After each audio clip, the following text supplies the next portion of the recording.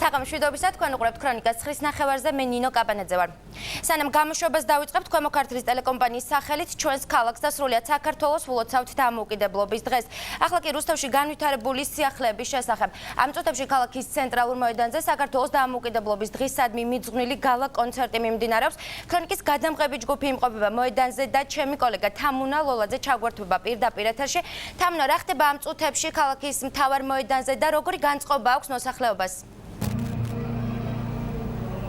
მოგესალმები ნინა, მივესალმები ჩვენს მაყურებელს. ცენტრალურ მოედანზე გალა კონცერტი უკვე დაწყებულია. ადგილზე უამრავი ადამიანია შეკრებილი. ღონისძიებაში მონაწილეობას იღებენ როგორც ადგილობრივი, ისე მოწვეული ანსამბლები.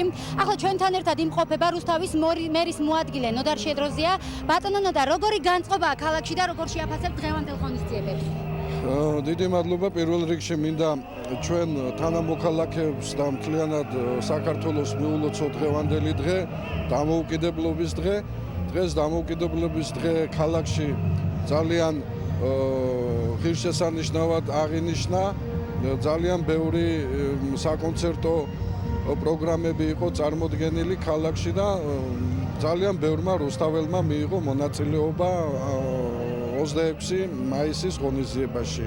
გამოფენილი იყო სამხედრო ტექნიკა და მთლიანად ქალაქის მოსახლეობა ჩართული იყო ამ ზეიმში. მე მინდა კიდევ ერთხელ მიულოცო ჩვენს თანამოქალაქეებს დამოუკიდებლობის დღე, უსურვო წარმატებები, გაერთიანება და კარგი მომავალი. მადლობთ. გალა კონცერტი დღეს გვიან ღამემდე გაგრძელდება, რომელიც ფოიერვერკით დასრულდება. ქალაქის ცენტრალური მოედანიდან, სადაც ამ წუთებში გალა კონცერტი მიმდინარეობს, ჩემი კოლეგა თამუნა ლოლაძე საუბრობდა. მადლობა თამუნა. როგორ აღნიშნა რუსთავმა, საქართველოს დამოუკიდებლობის დღე, კულტურული ღონისძიებები, სპორტული აქტივობები და გამოფენები დღევანდელი დღე ქრისტინა ასლამაზაშვილმა შეაჯამა. ცენტრალურ მოედანზე კულტურული ღონისძიებები მრავალჟამიერით დაიწყო, რომელიც ვაჟთა ფოლკლორულმა ანსამბლმა შეასრულა. სცენაზე ასევე ვოკალური ანსამბლის ფიროსმანის წევრები გამოვიდნენ. ქალაქისა და მხარის ხელმძღვანელმა პირებმა მოსახლეობას დამოუკიდებლობის დღე სცენიდან მიულოცეს.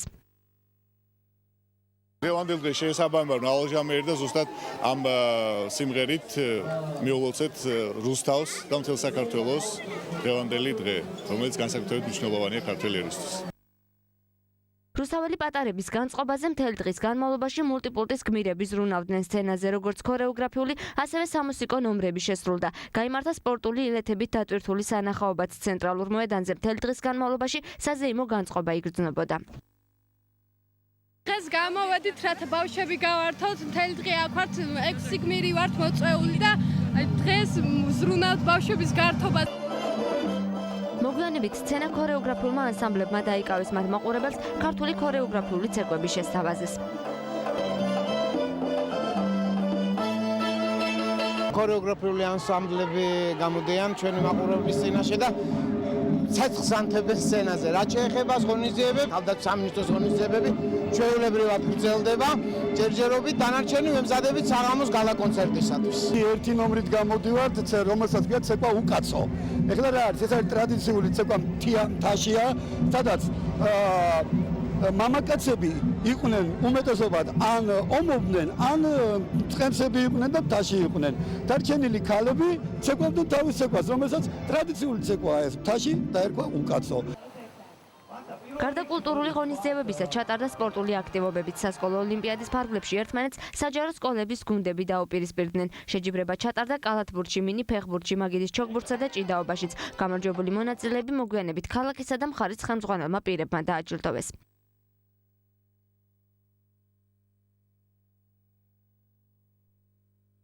სასკოლო ოლიმპიადის ფარგლებში დღეს 26 მაისს სტარდება უკვე ფინალური შეჯიბრი. კალათბურთში ერთმანეთს გოგონების გუნდები შეხვდნენ და მერვე საჯარო სკოლის გოგონებმა გაიმარჯვეს ვულოცავ. კარგი მოთამაშეები იყვნენ, კარგად ითამაშეს. კარგი იქნება კიდე რომ ჩატარდეს და უფრო ბავშვები გახალისდებიან და ჩვენც გავხალისდებით. გალა კონცერტი კი მთავარ მოედანზე 7 საათზე დაიწყო და ამ წუთებშიც მიმდინარეობს.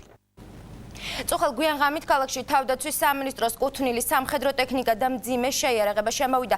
სამხედრო ტექნიკა ქალაქის ცენტრალურ ქუჩაზე საპატრულო პოლიციის ესკორტის თანხლებით განთავსდა.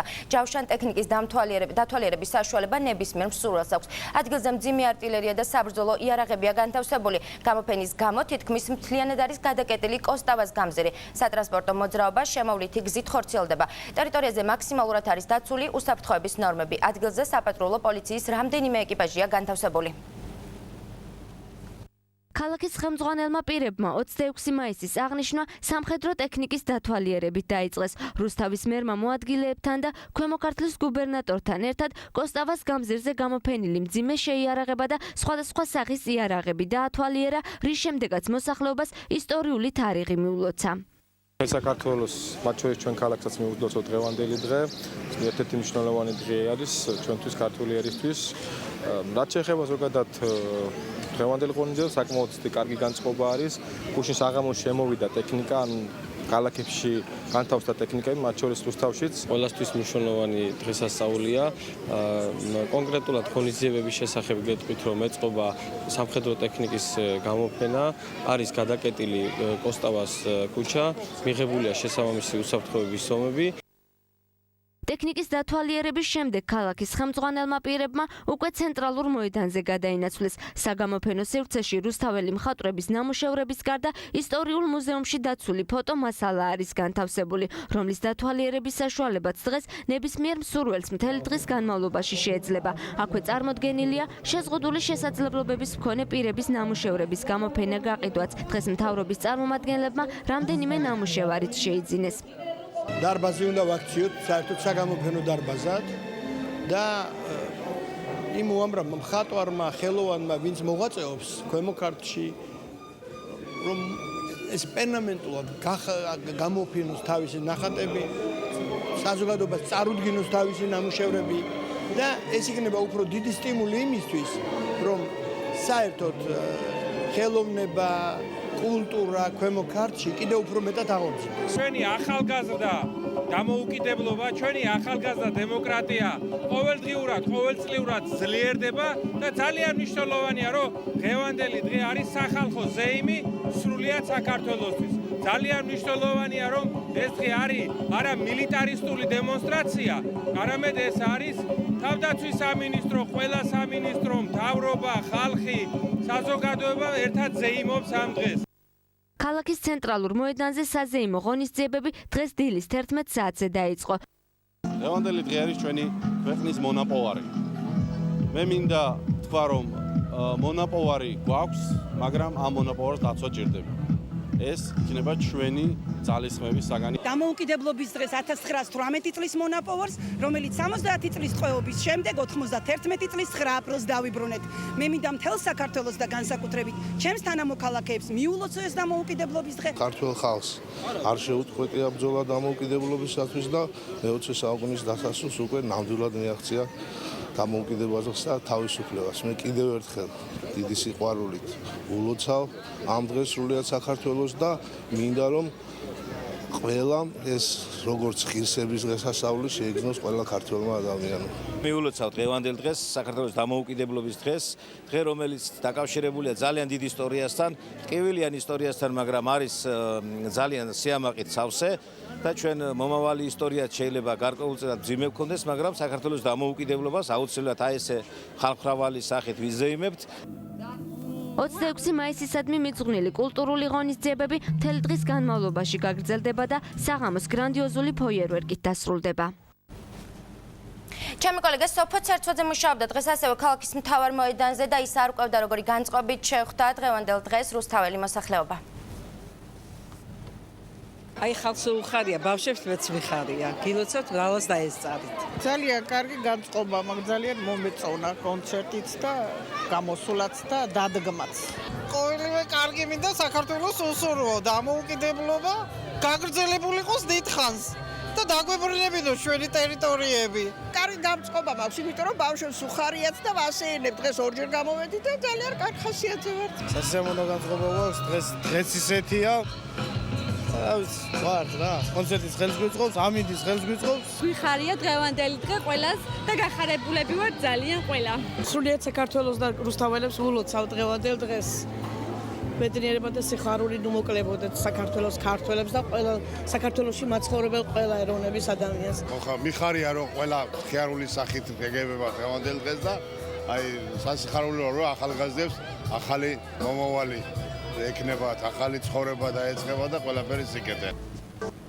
ჩვენი პირდაპირ ეთერში ვართ და ქრონიკის სტუმარია საკრებულოს წევრი უტალი პარტია, რომელიც მაყურებელს უეტყვი, რომ ჩვენ დღევანდელ დღესთან დაკავშირებით მოვიწვიეთ, იმიტომ რომ ის ეროვნული მოძრაობიდან დღეს ქართულ პოლიტიკაშია. დიდი მადლობა ბატონო უტა სტუდიაში მობრძანებისთვის. პირველ რიგში გილოცავთ საქართველოს დამოუკიდებლობის დღეს. ბატონო უტა, დასაწყისშივე აღვნიშნე, რომ თქვენ ეროვნული მოძრაობიდან დღეს ქართულ პოლიტიკურ სივრცეში ხართ. როგორ ფიქრობთ, ბოლომდე ვაცნობიერებთ თუ არა ქართველები, რას ნიშნავს დამოუკიდებლობა, თავისუფლება? მოგესალმებით. დიდი მადლობა მოწვევისთვის. მე მინდა მივულოცო სრულიად საქართველოს, რუსთავს, საქართველოს დამოუკიდებლობის დღე. დღეს არის საერთო სახალხო დღესასწაული და ამით ალბათ ყველაფერი ნათქვამი. იმდენად რამდენადაც მთელი საუკუნეების განმავლობაში საქართველოს ისტორია იყო სწორედ დამოუკიდებლობისა და თავისუფლებისთვის ბრძოლა. რაც შემეხება მე ჩემს აბედნიეროდ მომიწია ამ წლების განმავლობაში ეროვნული მოძრაობის ერთ-ერთი რიგითი ჯარისკაცი ყოფილიყავი, დაწყებული 88 წლის ნოემბრიდან თითქმის ყველა პროცესში აქტიურად ვიყავი ჩართული კიდევ ერთხელ გავიმეორებ, როგორც ერთ-ერთი რიგითი ჯარისკაცი. რაც შეეხება თქვენს კითხვას, აცნობიერებს თუ არა ქართველი ერი ამას, რა თქმა უნდა აცნობიერებს იმდენად რამდენადაც მთელი მისი ისტორია, როგორც თქვი, არის ბრძოლა დამოუკიდებლობისათვის. და სწორედ ქართველი ერის მზაობა მისმა დამოუკიდებულება თავისი ქვეყნისათვის განაპირობა, რომ იმ ურთულეს პერიოდში მე-20 საუკუნის მიწურულს ქართველმა ერმა ბრძოლით, თავგანწირვით მიიღო ეს თავისუფლება. დიახ, მერაბ კოსტავას ზუსტად გამსახურდია მათმა თავდადებამ განაპირობა ნამდვილად ის, რომ დღევანდელ დღეს აღნიშნავთ გმირები, რომლებმაც საქართველოს ისტორია შეცვალეს. დღევანდელ რეალობაში თუ გეგულებათ ასეთი ადამიანები? დიდი მადლობა კიდევ ერთხელ მერაბ კოსტავას შეხსენებისათვის, იმდენად რამდენადაც დღეს მერაბ კოსტავას დაბადების დღეა და ეროვნული მოძრაობის სინდისი დაარქვა მას ქართველმა ხალხმა. მე მინდა სრულიად საქართველოს მიულოცო და ბედნიერია ეს ერი, რომელსაც ყოველ საუკუნეს თითქმის ესეთი გმირები ყავს და მერაბ კოსტავა იყო განსახიერება სწორედ ამ დიდი ეროვნული მუხტისა. მე მინდა გავიხსენო მერაბ კოსტავას სიტყვები და მე მგონი ამით ნათქვამია თუ რა ჰეროიკა, რა სიძლიერე, რა რომანტიზმი იყო ეროვნულ მოძრაობაში ჩადებული. და ეროვნული მოძრაობა 88-ში ნამდვილად არ დაწყებულა, უბრალოდ მაშინ საერთო სახალხო მოძრაობა დაიწყო. სწორედ მერაბ კოსტავასნაირი გმირები ქმნიდნენ, აკეთებდნენ გზას, რომელზეც მე ქართველები დადგნენ, მან თქვა და ეს იყო ალბათ ყველაზე სწორი მაშინ ეროვნული მოძრაობა კი არ უნდა შენი თავი კი არ უნდა გიყვარდეს ეროვნულ მოძრაობაში, არამედ ეროვნული მოძრაობა უნდა გიყვარდეს შენშიო. სწორედ ეს იყო დამოკიდებულება იმისა, რომ ჩვენ ქართველები, საქართველოს შვილები ყოველთვის სად უნდა იყოთ საქართველოს სამშობლოზე მივიტანოთ თავი და ჩვენი სამშობლოსთვის ყველაფერი გავაკეთოთ. მე პოლიტიკური შეფასებისაგან ცოტა შორს დავდგები, იმდენად რამდენადაც დღეს საერთო სახალხო დღესასწაულია და ეს ყველა ქართველის, ვინც ამ ქვეყნისთვის იბრძოდა, მათი დღესასწაულია. უბრალოდ ერთ რამეს გავიხსენებ და ვიტყვი, რომ ილია ჭავჭავაძემ როცა ძალიან დიდი დრო გავატარეთ იმპერიაში, ილია ჭავჭავაძემ დაიწყო ეს მოძრაობა. მან მოგვიწოდა მამული ენას არწმუნება და ეს იყო ქართველებისთვის გზა, გეზი, ლოზუნგი, ყველაფერი ერთად შემდგომ ამისა ეს გაგრძელდა 18-ში ჩვენ მოვიპოვეთ დამოუკიდებლობა სწორედ ამ ბაზაზე, რომელიც ილია ჭავჭავაძემ და უდიდესმა ქართველებმა შექმნეს და ძალიან ბევრი ჩამოთვლა შეიძლება, რა თქმა უნდა, ღირსეული მამულიშვილების, რომლებიც 18 წელს ეს დამოუკიდებლობა მიიღეს, სამწუხაროდ, ჩვენ და სამწუხაროდ ძალიან დიდ ხანს არ გასტანა ამ დამოუკიდებლობამ.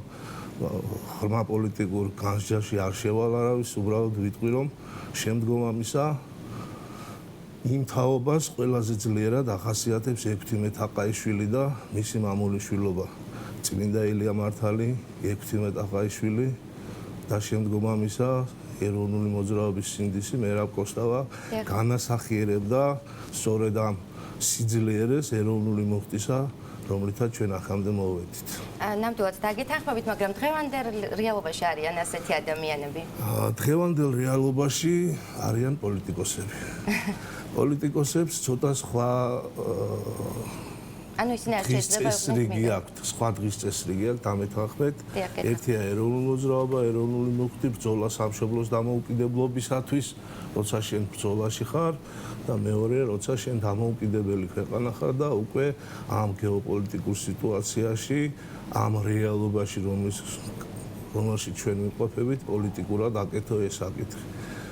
მე ვფიქრობ, რომ დღეს საქართველოს აკეთებს ყველაფერს პოლიტიკური ხელმძღვანელობაც, პოლიტიკოსებიც, რომ საქართველოს წავიდეს იმ გზით, რომლის გესა ყოველთვის საქართველოს მიისწრაფოდა. რაც შეეხება კიდევ ერთხელ გავიმეორებ, დღესაც გვაქვს ჩვენ ერის სინდისი, ერის მამა, ეს არის ჩვენი პატრიარქი, რომელმაც ჩვენ 21 საუკუნეში გლობალიზაციის პერიოდში ილიას მამული ენას არწმუნოება დღეს ასე დაგვანახა.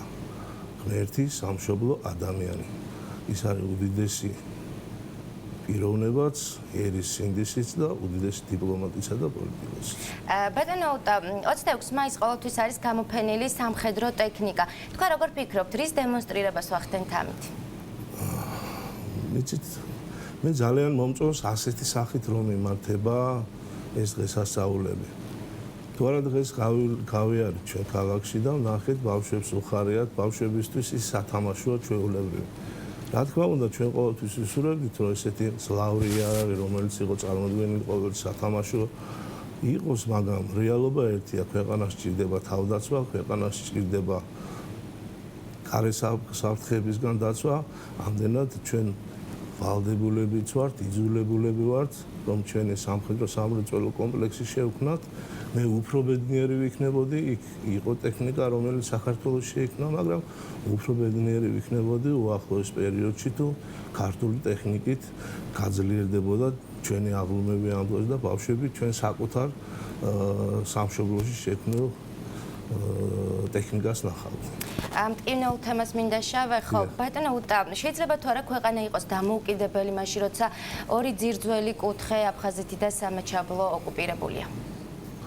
დიახ, ჩემთვის ძალიან მტკივნეულია, იმიტომ რომ ჩემი დედულეთი არის აფხაზეთი, გაგრა. ჩემი უახლოესი ადამიანები არიან იქ. იყვნენ ყოველ შემთხვევაში და ახლა გაფართულები არიან ყველგან და ჩემთვის ორმაგად მტკივნეულია ეს, რა თქმა უნდა, არ შეიძლება და ვერც ქართული საზოგადოება და ვერც საქართველოს იმას, რომ საქართველოს თავისი ორი ძირძველი კუთხე სამაჩაბლო და აფხაზეთი მოწყვეტილი იყოს, თუმცა ჩვენ პირდაპირ დიალოგს სანამ არ დავიწყებთ, სანამ ჩვენს აფხაზ და ოს ძმებს არ მიუახლოვდებით და არ გავაგებინებთ, რატომ და რისთვის უნდა ვიცხოვროთ ჩვენ ერთ ქვეყანაში ძმებმა, მანამდე რთული იქნება ალბათ. კიდევ ერთხელ მე მქონდა ამაზე საუბარი და აფხაზებზე ვიტყვი კონკრეტულად. აფხაზებს სხვა სამშობლო უბრალოდ არ გააჩნიათ. მათი მოცემულობაა, რომ ის მათი სამშობლოა, მაგრამ ეს ჩვენი სამშობლოა, ჩვენი საქართველო. აქედან გამომდინარე, ჩვენ გვინდა თუ არ გვინდა, მათ უნდათ თუ არ უნდათ, ჩვენ მოგვიწევთ მაინც საუბარი და ეს დრო ძალიან მალე დადგება.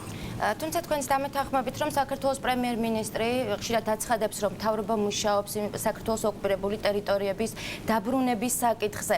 თქვენ როგორ ფიქრობთ, როგორ შეიძლება ან როდის შეიძლება, რომ მათთან ერთად ვიზა იმოთ საქართველოს დამოუკიდებლობის დღე?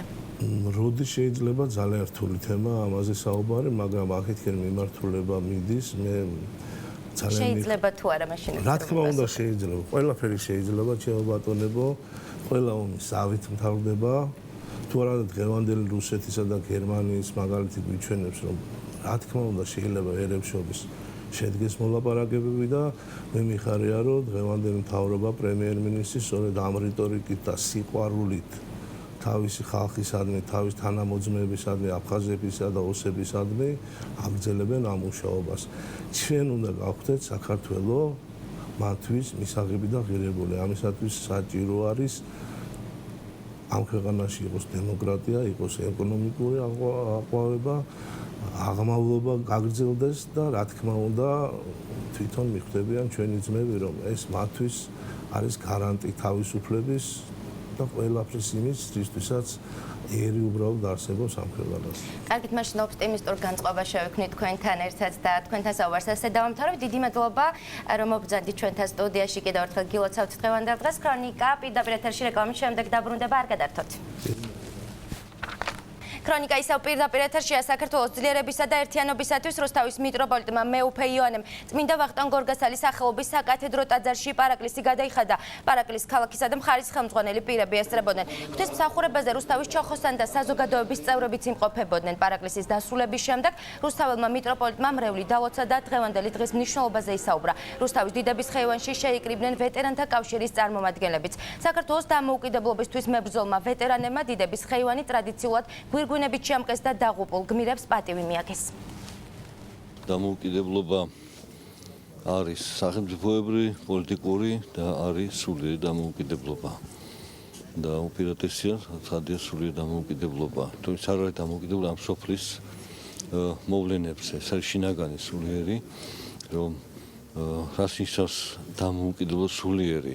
თუმცა ჩვენ მიუხედავად იმ უსამართლოსაც ქვეყანაზე ხდება, ძალადობისაც ხდება, უამრავი წინააღმდეგობისა, ჩვენ მაინც ვაგრძელებთ მაგათებს სიკეთეს, მშვიდობას ვთესავთ ქვეყანაზე და ვაშენებთ ქვეყანას. მოგილოცავთ დღევანდელ დღეს და მთელს რუსთავ და მთელ საქართველოს. ჩვენი ორგანიზაცია მოემზადა სპეციალურად დღევანდელი დღისთვის. შევძელით შეგვეკრიბა ომის ვეტერანები და მოვაწყოთ დღეს სულელობა აღნიშნულ ხეივანში, რათა კიდევ ერთხელ გავიხსენოთ დღევანდელი დღე, მივაგოთ შესაბამისი პატივი. დღევანდელი დღე აღნიშნეს გარდაბნის მუნიციპალიტეტში, სადაც მთელი დღის განმავლობაში მუშაობდა ქრონიკის ჟურნალისტი მარიამ სოლოღაშვილი, რომელიც ახლა პირდაპირ ეთერშია. მარიამ, როგორ აღნიშნეს ეთნიკური უმცირესობის წარმომადგენლებმა საქართველოს დამოუკიდებლობის დღე?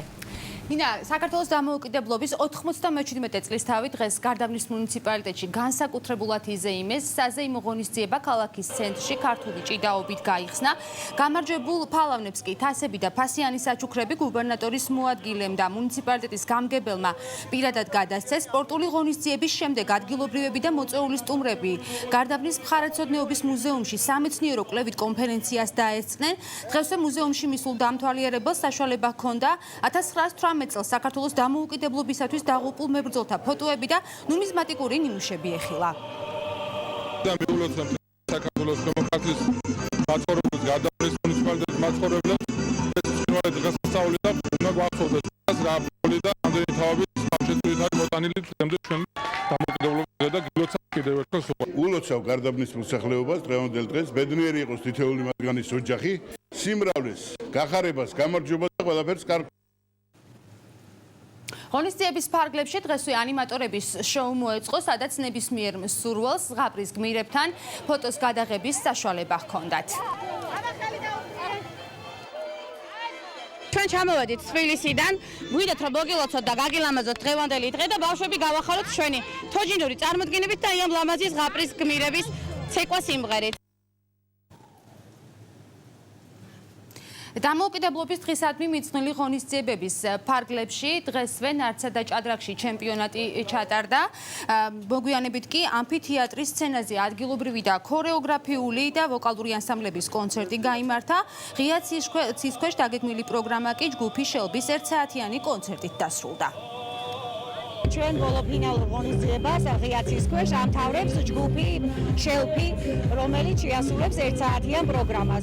შემდეგ კი უკვე ღონისძიება ჩატარდება კულტურის ცენტრში. ყველა გამოსულები ვართ, ქართველები, აზერბაიჯანელები, ყველანი დღევანდელი დღეს მიიჩნევთ მაღალ დონეზე. ძალიან მნიშვნელოვანი და არაჩვეულებრივი დღეა. არის საზეიმო განწყობა, საზეიმო ვითარებაში მთელი დღის განმავლობაში წარიმართება სპორტული სანახაობები, საკონცერტო სანახაობები და ყველანი მოხარულები ვართ აღნიშნულ დამოუკიდებლობის დღეს. გარდაბანში ღონისძიებების კულმინაცია ლეგენდარული ქართველი მომღერლის მამუკა ჩარკვიანის სოლო კონცერტია, რომელიც გარდაბნის კულტურის ცენტრში ამ წუთებშიც მიმდინარეობს. გენიალური დღეა, თავისუფლების დღეა. მე მაქვს სიმღერა მიძღვნილი ჰიმნი თავისუფლებას მაგრად დაჰყა. და ბედნიერი ვარ, როცა ხედავ დღეს იყო რეგბისტებმა მოიგეს 20 წლის ასაკში მსოფლიო ჩემპიონები ახდენ და ჩემი ჰიმნიც ჟღერდა იქ. ეს არის ბედნიერება, მაგრამ აი რომ დაუგვერდეთ, ვართ კი ჩვენ თავისუფლები. რო ვლაპარაკობთ ამ თავისუფლებაზე. ჩვენ არა ვართ, ჯერ არა გვაქვს ის თავისუფლება, რისთვისაც ერი მზად. იმდენი რამე ხდება, რომ ვერ იღებს ერი ვერ ხარშავს ამ თავისუფლებას. გულოცავს უყოლას 26 მაისს თავისუფლების დღეს ღმერთმა თავისუფლები უატაროს მთელი ცხოვრება. მე შეგახსენებთ, რომ გარდაბანში დამოუკიდებლობის დღისადმი მიძღვნილი საზეიმო ღონისძიებები სამხარეო ადმინისტრაციის ინიციატივით და ადგილობრივი თვითმმართველობის მხარდაჭერით გაიმართა. გარდაბნის მუნიციპალიტეტში გამართული ღონისძიებების შესახებ მარიამ სოლოღაშვილი საუბრობდა პირდაპირ ეთერში, რისთვისაც მადლობას გიხდით მარიამ. ჩვენ კი ვნახოთ, როგორი ამიდია მოსალოდნელი ხვალ ჩვენს რეგიონში.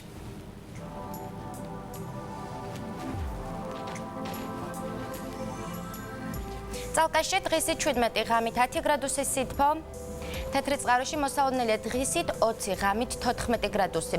16 გრადუსამდე გათბება ჰაერი დმანიაში, ღამით ტემპერატურა 7 გრადუსამდე დაიწევს, ბოლნისში 22 ღამით 13, მარნეულში ასევე 23 პლუს 16 ღამე, თბილისში მოსალოდნელია დღისით ასევე 23 ღამით 16 გრადუსი. გარდაბანში დღისით 24 ღამით 17, რაც შეეხება ჩვენს ქალაქს რუსთავში დღისით 24 ღამით პლუს 17.